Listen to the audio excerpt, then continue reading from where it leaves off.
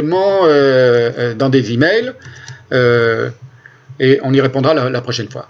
Alors maintenant, on va vers, c'est très intéressant parce que c'est un exemple où Saint Paul, dans l'Épître aux Hébreux, fait une erreur. C'est comme ça, c'est historique, c'est connu, c'est une erreur en citant la Genèse, et un verset de la Genèse qui est en 47, chapitre 47, verset 31. Voilà. Là maintenant, j'ai essayé de vous montrer dans le détail comment la différence entre un point de vue qui est un point de vue rationnel, vraiment rationnel, raisonnable, rationnel, logique, occidental, et le point de vue juif.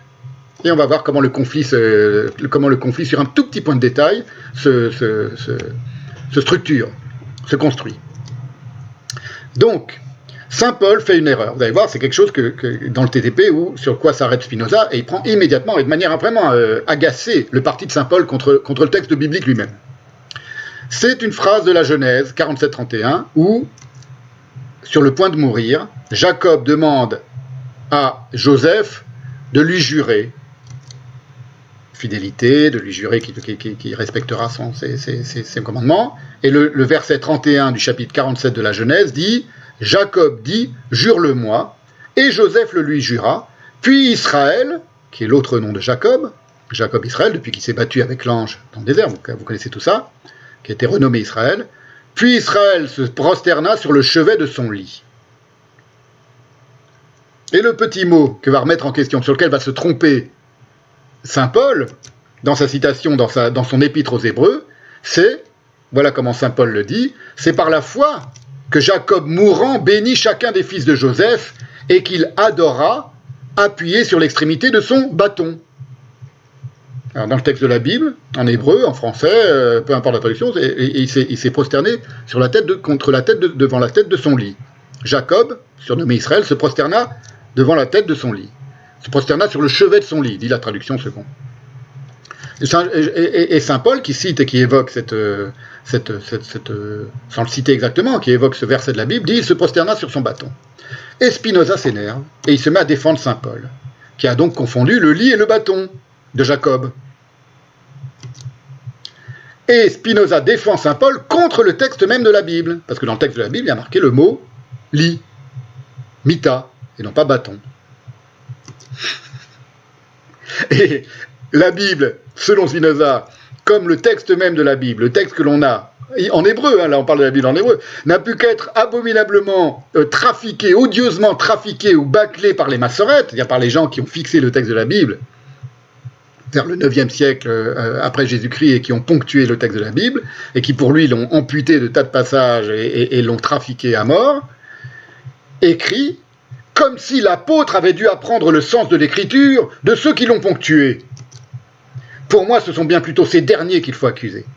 Il dit, mais c'est pas les massorètes au 9e siècle qui vont donner des leçons d'hébreu à Saint Paul.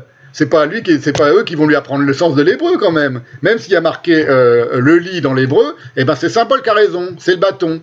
Et il va argumenter, c'est là que ça devient intéressant le Spinoza, parce que le mot bâton se dit maté, mita, maté. Et comme vous le savez, ce sont les mêmes consonnes, donc les deux mots sont interchangeables en hébreu. Donc il a des arguments, le Spinoza. Alors examinons maintenant les arguments de Spinoza. Il se lance, je vous mets sous les yeux le passage c'est dans l'édition de la Pléiade, le passage du TTP où il s'excite sur cette question du bâton, c'est presque drôle tout ça. Ça me fait beaucoup rire. Ça me fait beaucoup rire. Alors pourquoi il ne veut pas copier ?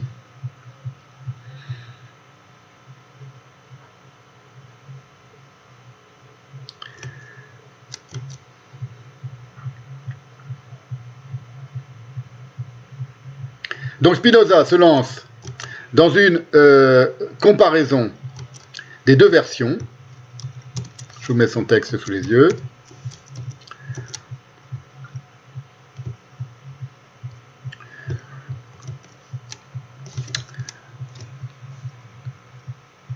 Celle de Paul et celle du texte, de la Bible évidemment, pour démontrer more geometrico qu'il s'agit bien du bâton de Jacob, qui se dit maté, et non de son lit, qui se dit mita, en hébreu, les deux mots ne se distinguant pas, hormis par leur voyelle. Vous voyez, c'est tout l'argument qu'il développe là. Bon.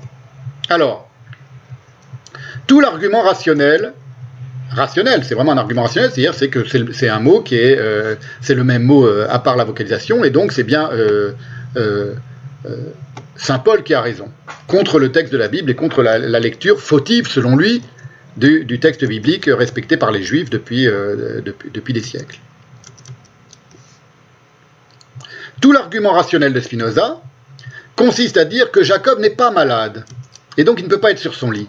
Il dit qu'il n'est pas malade parce qu'on dira qu'il est malade dans le chapitre qui suit.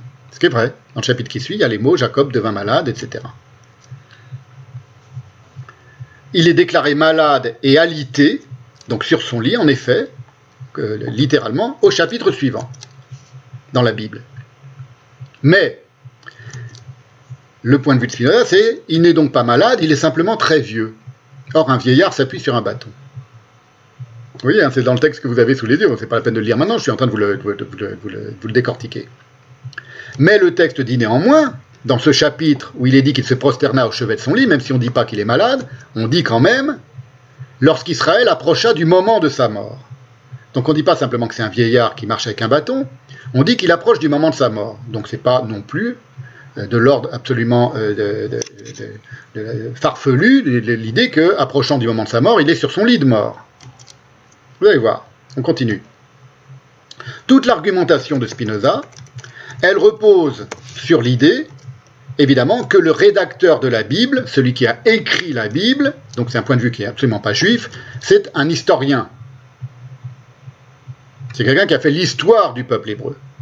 C'est pas Dieu, c'est pas la parole inspirée que Dieu a transmise à Moïse et que Moïse a retranscrite sur le Sinaï, l'ensemble de la Bible, comme le pensent les Juifs. Il n'y a pas de rapport mystique dans l'écriture, dans ce texte et son écriture. Pour Spinoza, c'est normal, c'est le point de vue rationnel, ça, évidemment. Le point de vue de Spinoza, il ne peut pas être le point de vue mystique du judaïsme.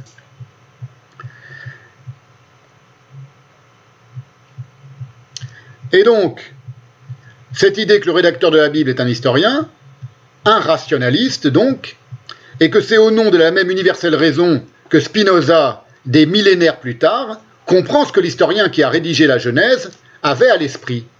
C'est-à-dire que Spinoza dit, celui qui a rédigé le texte de la Bible, il avait à l'esprit le bâton de Jacob.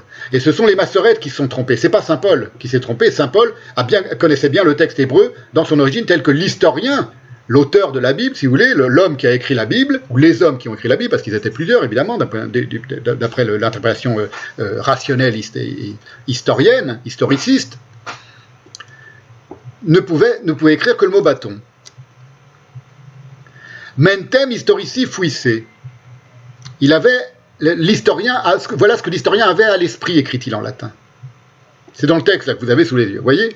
Donc il est, lui, Spinoza, en connexion directe avec ce que l'historien, ce que l'auteur de la Bible avait à l'esprit. Pourquoi ? Parce que c'est l'esprit. Et l'esprit humain, il est universel. Il est soumis à une rationalité universelle. Et donc, ce qu'a écrit l'auteur de la Bible, Spinoza considère que lui peut y avoir accès, comme saint Paul d'ailleurs, mieux qu'en passant par les mots du texte tels qu'ils nous sont restés aujourd'hui. Tout cela, ce petit bout de la lorgnette rationaliste et universelle, pour en arriver à ce poncif, chez Spinoza, que quoi ? Parce qu'il ne s'agit pas de démonstration mathématique très compliquée là, c'est qu'un vieillard doit s'appuyer sur un bâton. C'est ça, il dit, quand il dit voilà ce qu'avait à l'esprit l'historien qui écrit la Bible, c'est que Jacob n'était pas encore malade, parce qu'il le dit au chapitre suivant qu'il est malade, donc il n'est pas encore malade, bon, c'est pas vraiment une preuve, mais enfin peu importe, et qu'il n'est pas alité parce qu'on parle pas de son, il n'est pas encore sur son lit, il n'est pas malade, il est appuyé sur son bâton, pourquoi ? Parce que c'est un vieillard, et qu'un vieillard s'appuie sur son bâton. C'est le premier élément, attendez, c'est pas terminé, hein. Ce que j'appelle le petit bout de la lorgnette rationaliste, quand même. Et bien maintenant, on va comparer avec ce que la pensée juive, elle fait de ce même verset. Et là, vous allez voir, comment dire, vous allez comprendre qu'on n'est pas dans le même monde, d'une part, et d'autre part, vous allez voir que, en quoi la lorgnette rationaliste et rationnelle, elle est vraiment mesquine, profondément mesquine. Vous allez le voir, maintenant.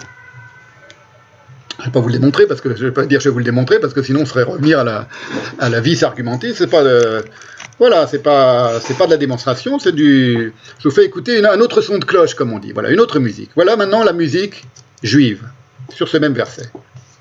Il faut savoir, pour commencer, que le mot bâton, à l'acception du mot bâton, Spinoza a tout à fait raison, le mot maté veut dire bâton, c'est un des mots qui veut dire bâton, donc maté, mita, en effet, sont, d'un point de vue de l'écriture consonantique, hébraïque, on pourrait tout à fait les confondre, ça c'est tout à fait envisageable, mais ce n'est pas le seul mot.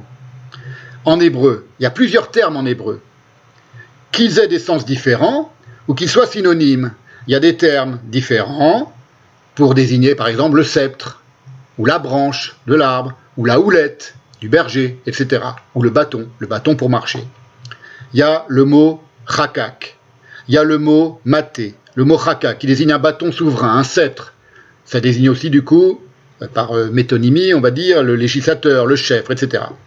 Le maté, même, tête, he, qui est le mot qu'évoque Spinoza, mais ce n'est pas le seul mot, qui veut dire aussi, attention, le mot tribu. Voilà.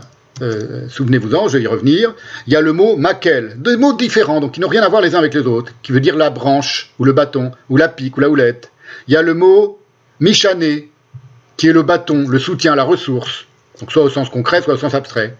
Pélec, le district, le bâton, le fuseau. Et chevet, qui veut dire aussi la tribu, ou le bâton. Donc il y a deux mots qui désignent à la fois la tribu et le bâton, c'est le seul auquel fait référence Spinoza, qui est le mot maté en hébreu, mais il y a l'autre mot qui désigne d'habitude la tribu et qui veut dire aussi un bâton.